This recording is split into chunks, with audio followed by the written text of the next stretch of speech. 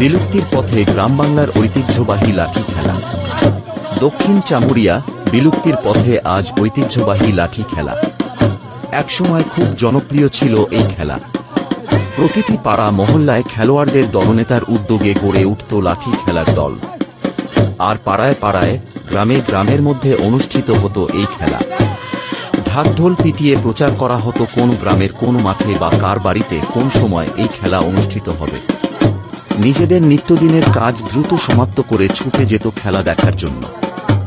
বাড়ির আঙিনায় এই খেলা দেখার জন্য ঘরের চালে গাছের ডালে ভিড় জমাত যুবকেরা, আর বেড়ার ফাঁকে জানালা খুলে খেলা দেখত মা বোনেরা।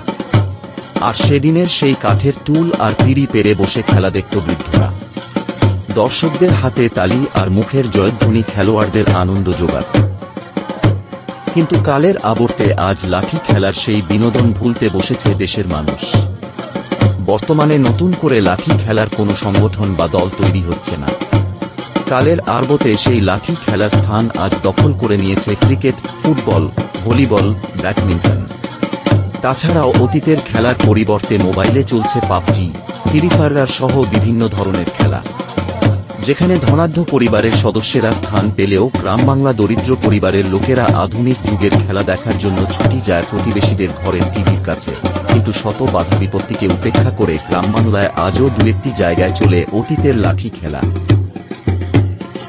খেলার শুরু থেকে শেষ পর্যন্ত ঢোল আর লাঠির তালে তালে নাচ, অন্যদিকে প্রতিপক্ষে লাঠির আঘাত হতে আত্মরক্ষার কৌশল অবলম্বনের প্রচেষ্টায় টান টান উত্তেজনায় বিরাজ করত খেলোয়াড় ও দর্শকদের মাঝে। টাঙ্গাইল কালীহাতি দক্ষিণ চামুরিয়া গ্রামের বয়োবৃদ্ধ লাঠি খেলোয়াড় তালেব মণ্ডল জানান, এই খেলার জন্য লাঠি 4.5 থেকে 5 ফুট লম্বা হয়, তবে প্রতিটি লাঠি হয় প্রায় তৈলাক্ত। প্রত্যেক খেলোয়াড় তাদের নিজ নিজ লাঠি দিয়ে রণকৌশল প্রদর্শন করেন। খেলার স্থানে লাঠির পাশাপাশি যন্ত্র হিসেবে ঢোল, কনেট, ঝুনঝুনি ও বিভিন্ন প্রকার বাঁশি ব্যবহার করা হতো। এছাড়াও সঙ্গীতের পাশাপাশি এ খেলার সঙ্গে চুরি নৃত্যও দেখানো হতো। সম্প্রতি টাঙ্গাইল, কালীহাতি, দক্ষিণ চামুরিয়া, মান্দুরিয়া পাড়ায় এই খেলা অনুষ্ঠিত হয়। গ্রামবাসীর অভিযোগ, গ্রাম বাংলার ঐতিহ্যবাহী লাঠি খেলা আজ বিলুপ্ত প্রায়। আমাদের অঞ্চলে বিভিন্ন ধরনের লাঠি খেলা রয়েছে। আগে দেখতাম গ্রামের সাধারণ মানুষেরা বাংলা বর্ষবরণ, বিবাহ, চড়ক পূজা, শূন্যতে খাতনা উপলক্ষে এ লাঠি খেলা আয়োজন করত। আমার দাদা ও বাবা লাঠি খেলায় পারদর্শী ছিলেন। বাপ দাদার সেই স্মৃতি ধরে রাখার জন্যই আমি লাঠি খেলার আয়োজন করেছি। আর এ লাঠি খেলা দেখতে গ্রামের নারী পুরুষ সহ সকল শ্রেণীর লোক ভিড় জমিয়েছিল।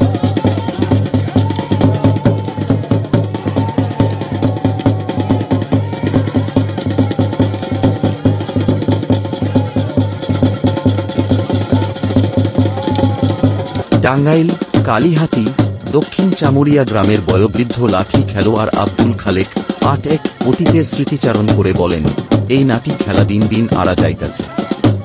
আমাগরে হাতেকার টেলাররা অনেকেই বাইচা নাই। আগে দেখছি খেলায় যারা পারছে তাগরে গোস্ত দিয়া খিচুড়ি খিলাইছে গ্রামের ধনী মানুষেরা, এগোরে হাতে পাড়ার মানুষেরাও খাইছে। এই লাঠি খেলা আর দেহি না বাবা, আগে বল খেলছে পাও দিয়া, এখন আর দিয়া বল ঢেলায় আর কাঠ দিয়া বাইরায় আমার নাতে পুঁতি ও তার হাতেকার বন্ধুরা বৈশা বৈশা তাই দেহি।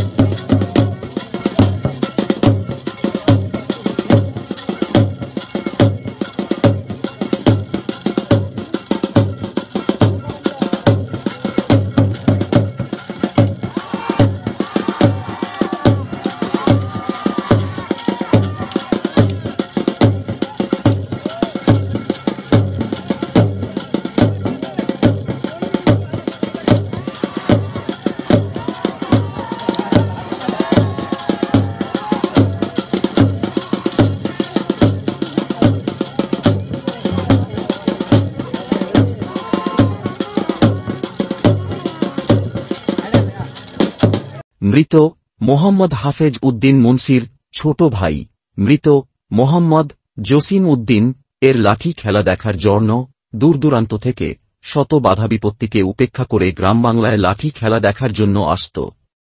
খেলার শুরু থেকে শেষ পর্যন্ত ঢোল আর লাঠির তালে তালে নাচ, অন্যদিকে প্রতিপক্ষে লাঠির আঘাত হতে আত্মরক্ষার কৌশল অবলম্বনের প্রচেষ্টায় টান টান উত্তেজনায় বিরাজ করত খেলোয়াড় ও দর্শকদের মাঝে। সেই জসিম উদ্দিনের খেলা আজ নেই, বিলুপ্তির পথে।